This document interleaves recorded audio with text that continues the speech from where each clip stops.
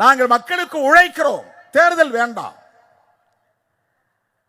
நீங்கள் சட்டமன்றத்திற்கு வர வேண்டும், நாடாளுமன்றத்திற்கு வர வேண்டும், அங்கே உங்கள் குரல் ஒலிக்க வேண்டும், உங்கள் உரிமை குரல் அங்கே ஒலிக்க வேண்டும் என்று நம்மை மூளை செலவை செய்து ஒரு போராட்டத்தில் வந்து மூப்பனாரை வாழ்த்துங்கள் என்று சொல்லி அழைத்து கொண்டு போய் அதையே கூட்டணியாக அறிவித்து அன்றைக்கு விடுதலை சிறுத்தைகளை கூட்டணியிலே இணைத்துக் கொண்டார்கள். அது ஒரு வரலாறு. தாமிரபரணி படுகொலையை கண்டித்து பனகல் பூங்கா அருகே நடைபெற்ற உண்ணாநிலை அறப்போராட்டத்தில் மூப்பனாரும் அமர்ந்திருக்கிறார். புதிய தமிழகம் கட்சியின் தலைவரும் அமர்ந்திருக்கிறார்.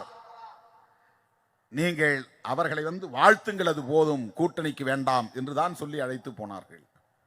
அங்கே போய் நான் மூப்பனாரோடு நின்றதும் அருகிலே என்னை அமர வைத்ததும் அதுவே செய்தியாகிவிட்டது. மூன்றாவது அணி உதயம். திருமாவளவன், மூப்பனார், கிருஷ்ணசாமி ஆகியோர் மூன்றாவது அணியை உறுதிப்படுத்தி விட்டார்கள் என்று செய்தியாகிவிட்டது. அப்படித்தான் நாம் தேர்தல் அரசியலில் இறங்க முடிந்தது. திருமா 360 யூடியூப் சேனலுக்கு எனது வாழ்த்துக்கள்.